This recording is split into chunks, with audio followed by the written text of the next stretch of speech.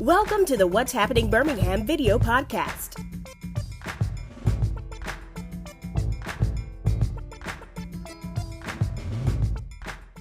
Hello everyone, this is Jarvis Escott with What's Happening in Birmingham. Today I am back.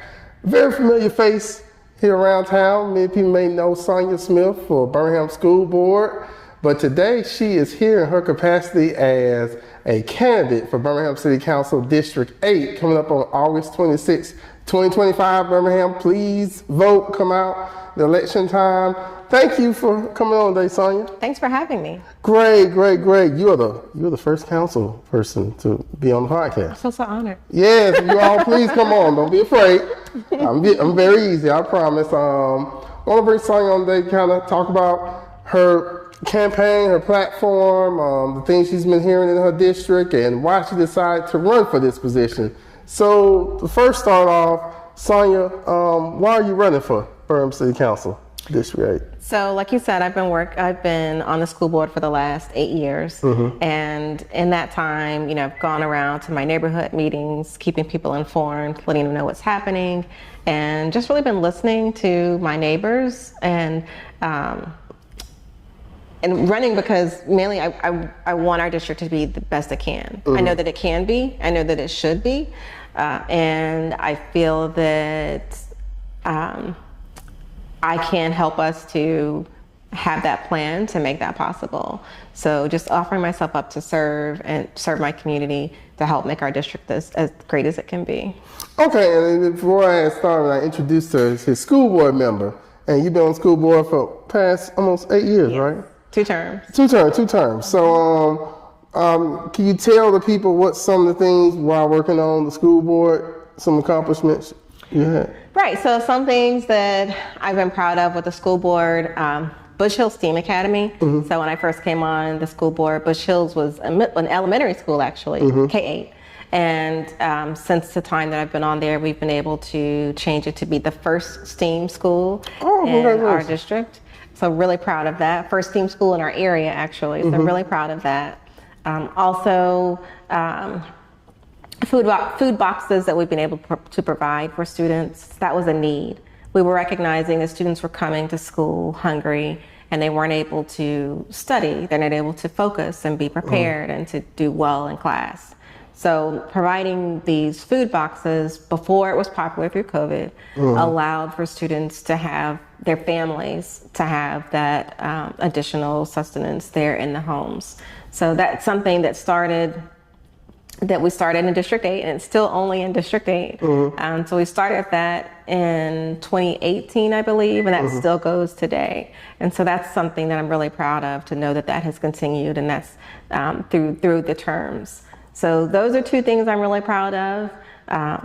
Lots more. The district has made improvements in terms of the reading level of students, the academic level of students. We've increased, We've increased the academic rigor by students coming off of the failing schools list and increasing their scores. So that's really good, and I'm happy to see that too. But really, for me, it is those opportunities that students have. So being able to see more than just what's happening within the walls of our city, being able to be exposed to more. That's really something that I think is important for our students. Well, that's great, especially like you said, getting off that failing schools list, because you don't want to stay on that list for too long, Alabama. You know what happened? State want to come in. No, and we've been able, like I said, we've done a lot. Yeah. We've expanded our middle school programming. So that's something that's been really good, is having a redesign of the middle schools so that students are able to be exposed to more at a younger age. So when they come to high school and they can join an academy, they have a better sense of maybe what they want to do. So I can go on and on about things that we've done that's been well. We've increased our summer school offerings, summer activity offerings, which has been really great. This year we had the largest band participation than we've had in a long time. So we've invested heavily in the arts, heavily into students in that middle school level and high school, so they can have more instruments to learn learn music at a younger age. So it's been good. Well, let me tell you something. I have no problem with bragging because I love to brag on the good things at Birmingham City Schools because you always hit that whenever it's something on the other end, they want to blast that. So, but I've seen it personally how it's improved and everything, scores and everything. Like I got a niece and nephew that goes to Phillips down there Academy. So yes, things are on the move. Right. So, what's your platform? What's your your 2 or 3 things you want to accomplish? Yeah, so I have 3 main pillars. Okay.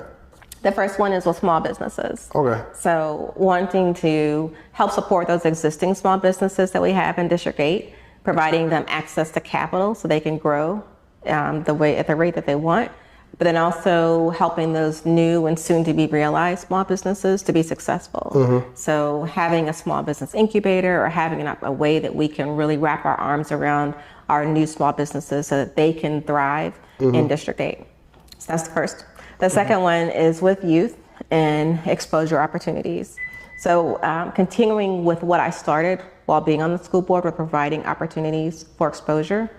So one thing that I've been really proud of is my work with Birmingham City Schools, Birmingham Sister Cities, and Miles College. So we have a partnership with them to where students can participate in a dual enrollment academy. And through that program, students take 2 courses in the summer and at Miles. And then in the fall, they take a 3rd course and they go on a trip. So last year they went to Japan. This year they go to Ghana. And when they come back, they do a presentation on what they've learned, what they've experienced, and they receive a stipend for this participation. So having more opportunities like that for students so that they can see more than just what's here within the district, and they can have a better sense of what can be. And then for those students who maybe don't want to go to college, helping them to be properly trained and have the certification to be successful in the trades, since we know there's a lot of opportunity there too. So that's the second one. And the third pillar that I have in my campaign would be with our neighborhoods. So really strengthening our neighborhoods. We have really great neighborhoods in District 8. I might be a little biased, but I think we have the best neighborhoods here. So really strengthening those neighborhoods that need additional support. So while we have really great neighborhoods, we have some streets that just need a bit more love. So providing the resources starting there. I'm still supporting those neighborhoods that need help, but making sure that all neighborhoods in District 8 receive the financial resources that they need and the support they need so that they can stabilize. So in having our neighborhoods that can be stabilized and that can hopefully be more attractive to younger families and younger people coming in, which will help to increase our tax base and just make us more desirable. Yeah, I like that about the second part. You're talking about the youth, because you gotta give these children something to do. Right. And then you also hit another point, what you said earlier, working is, if we all know if kids are hungry, that's never a good thing. Right. If they're hungry and they don't have something to do, oh boy, that you know what that equals. Right. Right. So if they're hungry, they're not staying focused. If they're also in having those opportunities, that helps them to hopefully deter them from crime, a life of crime, because then they have a way to provide for their families, a legal way that they can provide for their families. So all of that works. They get hungry, then they get mischievous, and then they do all kinds of stuff, and what they're not doing is learning, which is what they need to be doing in school, is learning. Yeah, I gotta commend you because you said when we first started this interview, I said, well, how many doors have you said? 1,200 doors. We've knocked on over 1,200 And I'm looking doors. at the map right here. Yeah. I'm like, woo. It's a lot. It's a lot of doors. It's a lot of sweat, a lot of doors, a lot of cramping, but stretching beforehand and all. But we've been knocking on doors, meeting people, just being out there. That's really what it's about. And that's what I think I enjoy the most about campaigning, really, is the knocking on doors part. So, yeah, it's good. What do you think is from you hearing from the voters, what is the biggest challenge facing District 8? So we have several challenges. One is a lot of my neighbors, including myself, are not happy with the grocery store that we have. So we were promised a grocery store for so long, and we got one, and what we have is just it's not even worth the time or energy. So that's one thing that we really need to, that's a really big problem. Another is we have a lot of abandoned houses. And so those abandoned houses mean that you have homeless people to come and to sometimes set up in those houses. Ooh, squatters. So we have a problem with squatters here in our district. So that's in every neighborhood. Some neighborhoods, some streets have a bigger problem than others with that. But all neighborhoods have that problem. So we really need to work on addressing those abandoned houses. And then of course, everyone is always concerned about illegal dumping and crime. So a lot of the issues that are throughout the city that need to be addressed here in District 8. Okay, so I see there's a lot of people running in your race. A lot of people. I want you to know I'm gonna leave count because as this taping, I think more people can put the name in the hat. So we have until July 11th. So we have another month. 30 days of people jumping in the race. Yes, and that's to be expected in an open seat. So as of today, I want you to tell the voters in the camera why they should vote you as the next counselor. Okay.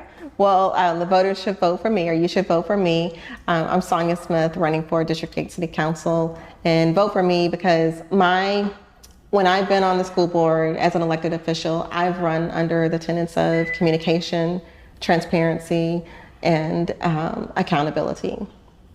And I have, over the last 8 years, shown you that I will be transparent and let you know what's happening before things happen to you. Coming to neighborhood meetings, coming out to schools through carpool lines to pass on information about things that are happening within the district so that you know about it.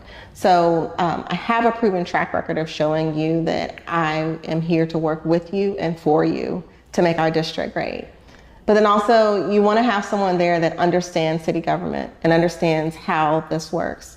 And it's much different being a neighbor or being a neighborhood officer versus being an elected official. And trying to get things done at City Hall can be a challenge. And so you need someone there that knows how to navigate that, knows how to work that, and they can be effective in those ways. So yeah, vote for me. Yes, and one thing I want to go back to, you said strengthen the neighborhoods. Do you mean by like strengthen neighborhoods, like the neighborhood associations, giving them, Right. So I know it's a big deal about neighborhood associations and money, right? Okay. Our neighborhood associations have received less funds over the years. And so I realize that as a pain point. I think that it's important because our neighborhood associations want more money. I think it's important to look at how can those funds that the city have, how can they go towards neighborhoods in the best way?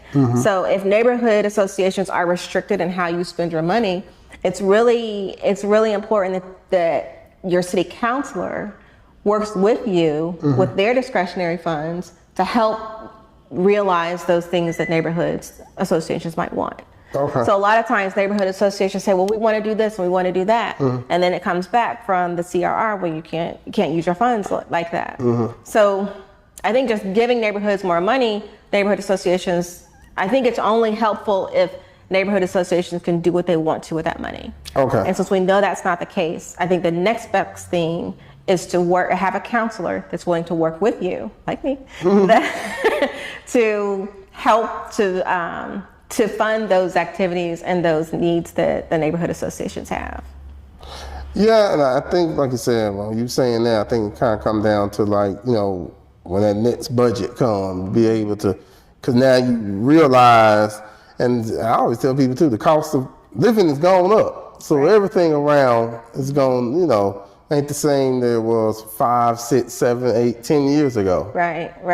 That's true. And so that's important too, is making sure that as we have cost of living increases, that also the money that is set aside for our neighborhood associations or the money that is allocated to provide resources for the community, that also falls in line with the cost of living increases so that money can be useful.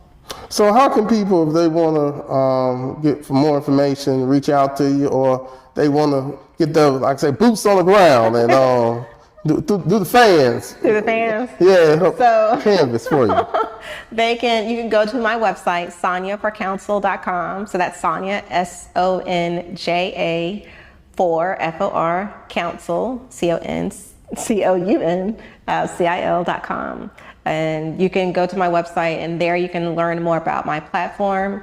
You can sign up to volunteer. You can sign up to just be on a mailing list, or you can make a donation. So that's www.sonjaforcouncil.com. Yeah, you want to get your boots on the ground. She should be more with, because she's been knocking on doors, everybody. So Here we're going this evening. yes. Well, Sonja, thank you so much for coming on. Good luck on the campaign.